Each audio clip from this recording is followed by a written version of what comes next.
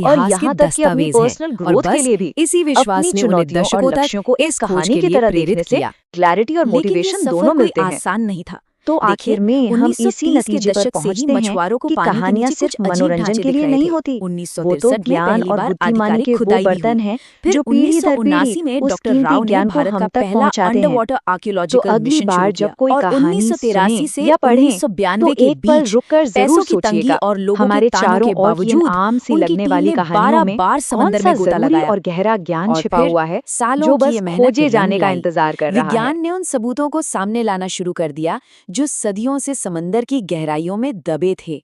और कमाल की बात ये थी कि ये सबूत सीधे सीधे हमारे प्राचीन ग्रंथों से मेल खा रहे थे। अब ये देखिए, ये सबसे दिलचस्प हिस्सा है।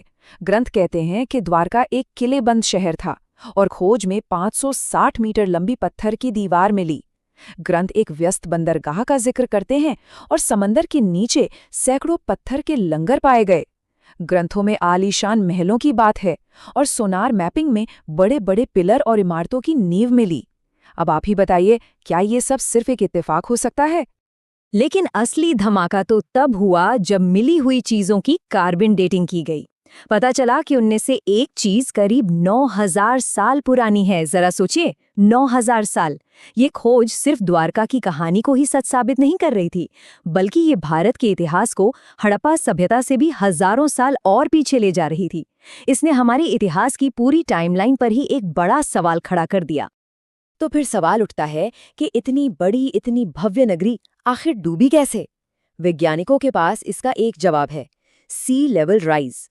स्टडीज बताती हैं कि करीब 5000 ईसा पूर्व समंदर का लेवल अचानक बहुत तेजी से बढ़ा था, शायद किसी सुनामी जैसी घटना की वजह से, और इसी वजह से समंदर के किनारे बसे शहर पानी में डूब गए होंगे।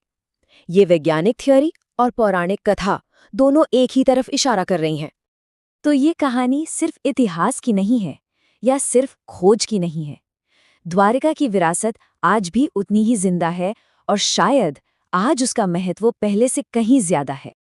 और ये कहानी आज भी कितनी जिंदा है, इसका सबसे बड़ा सबूत तो इसी साल 25 फरवरी को मिला, जब भारत के प्रधानमंत्री ने खुद उस जगह पर समंदर में गोता लगाया। उन्होंने पानी के नीचे जाकर भगवान कृष्ण की याद में मोर पंख अर्पित किए। ये एक बहुत ही प्रतीकात्मक पल था, जिसने द्वारका की कहानी को एक बार फिर पूरे देश के लिए अहम बना दिया। आखिर में द्वारका की ये कहानी हमें एक बहुत बड़ी बात सिखाती है। ये बताती है कि आस्था और विज्ञान, ये दो अलग अलग रास्ते नहीं हैं, बल्कि ये एक ही सच तक पहुंचने के दो अलग अलग तरीके हैं। एक रास्ता हमें विश्वास देता है, तो दूसरा रास्ता उसे सबूत देता है। द्वारका की खोज ने तो बस एक दरवाजा खोला है। ये हमें सोचने पे मजबूर करता है कि समंदर की इन लहरों के नीचे और न जाने कितनी कहानियां, कितने ऐसे ही खोए हुए शहर अपनी खोज का इंतजार कर रहे हैं।